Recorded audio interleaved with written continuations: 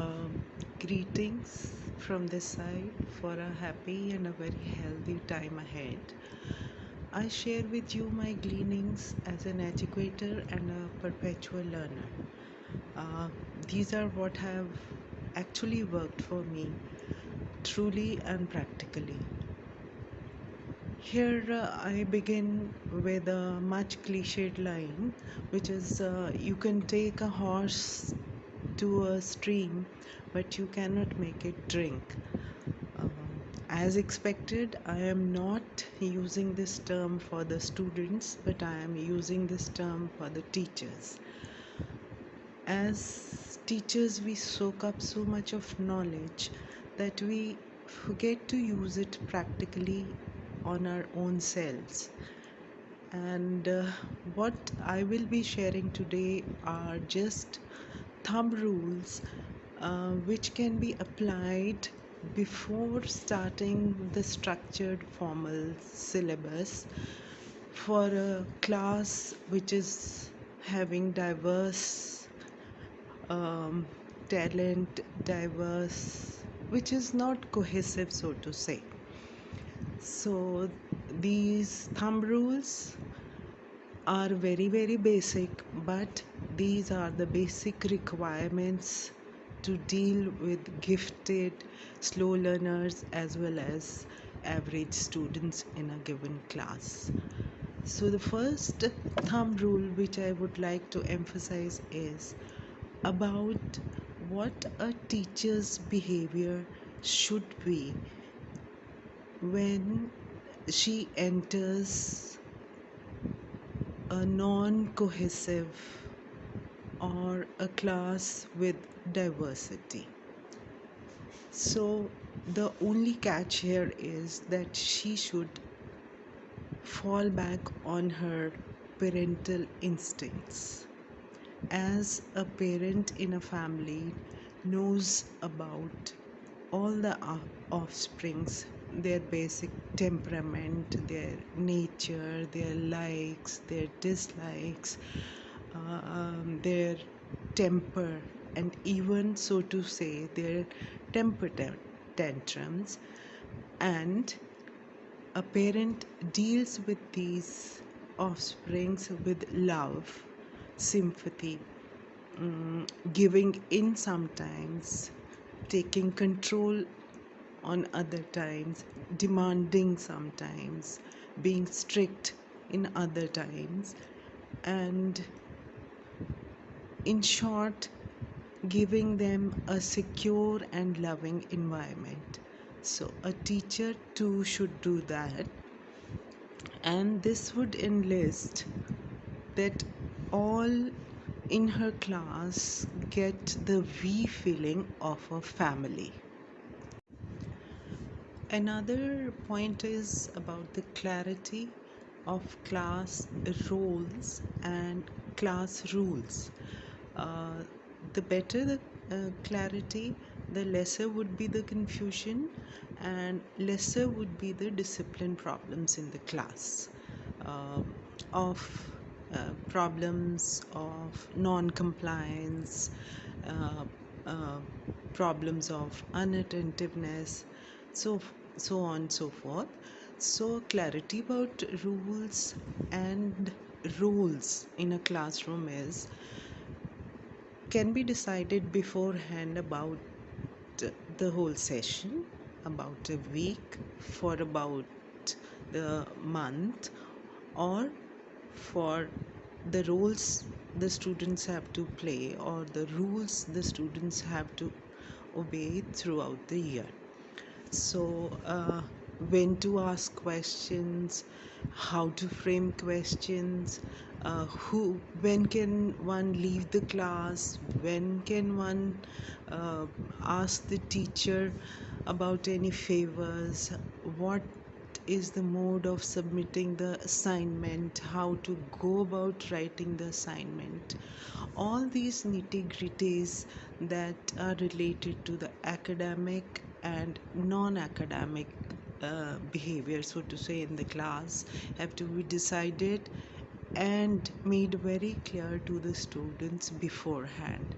So each student knows his role, how to play it, and when to play it. Another thumb rule is about the terms uh, inclusion, discrimination, cohesiveness, uh, etc. Though, as teachers, we propagate non discriminatory behavior on our part, but by just dividing the whole class into three subclasses, namely gifted students, average student, the slow learner, we ourselves create three subclasses in one class. And I'm not against it. It is very useful for the teacher to navigate her own behavior and her own preparation for the class. But this stamping directly and referring to these terms by the teacher in her class is very detrimental for all.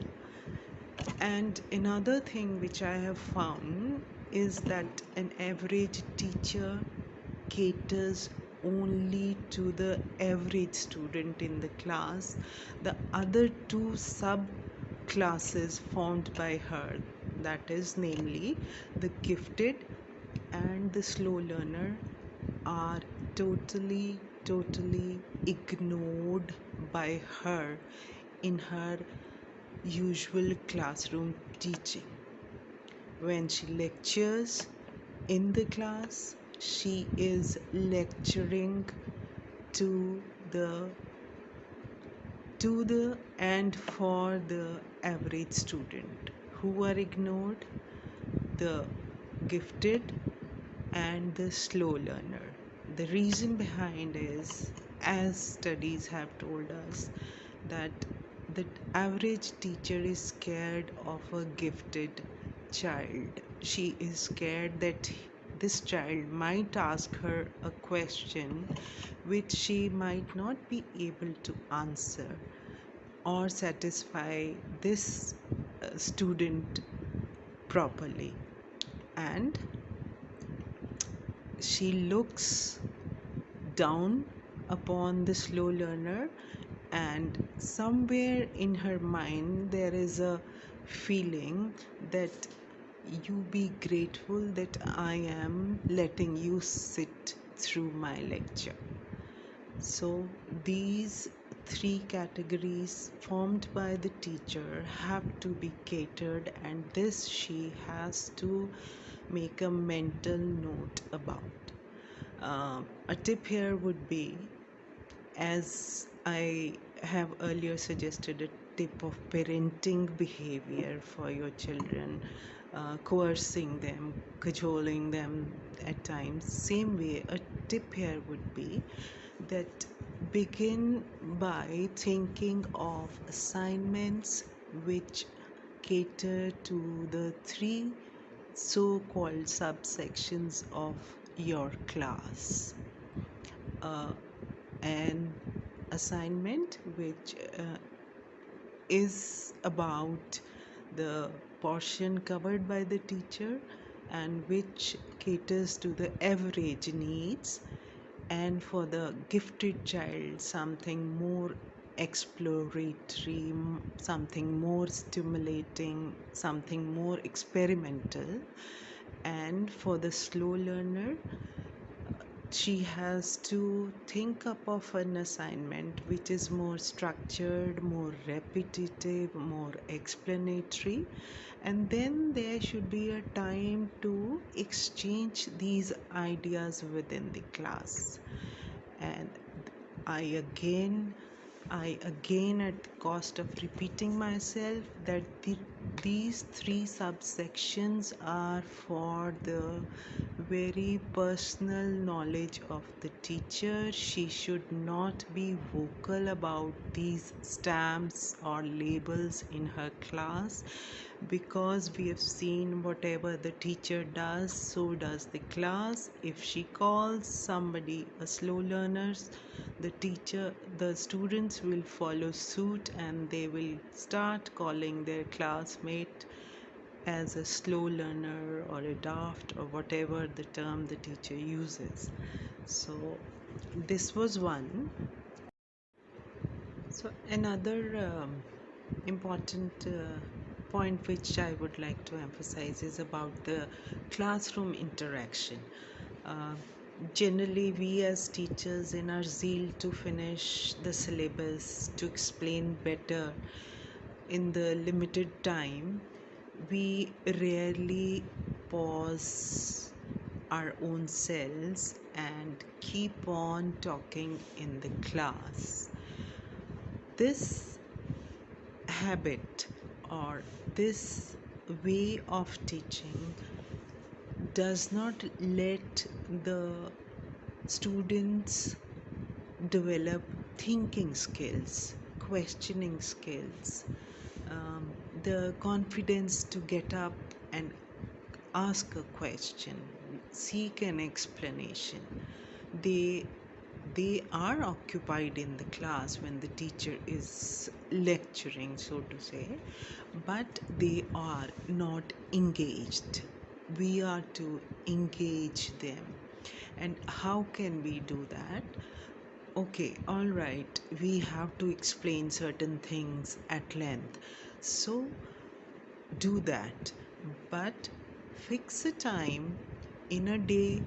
If not possible, then after 3 days or once a week or 4 times in a month, to let the students express their own selves about the syllabus or any other issue which is confronted by them. And this expression time should be like a safe haven for them, where they know no one is going to pass a judgment or snub them for a silly question, so to say. And the teacher, to the best of her knowledge, will find out the plausible answers for their queries. Now, this time for expression is very, very essential for the gifted child, as he has drawn to a shell, because the teacher snubs him whenever he asks a question which is not given at the end of the chapter. His imagination is wild, he can think up of many things and may ask a apparently silly question. But the teacher has to understand that and not be scared of such a student or his queries. On the other hand, a slow learner is also has also drawn to his shell because he's been snubbed so often. He's been laughed at by his teachers and his classmates. He does not dare to get up even when he has the answer. So, an expression time or a self expression time should be ensured by teachers for the gifted, slow, and even for the average student. I'm using these terms just for the teacher's reference.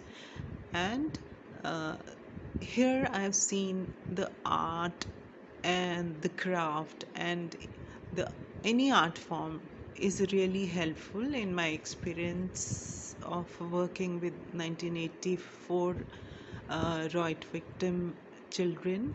um, I found small children who had stopped and shut off all communication respond very well to art forms.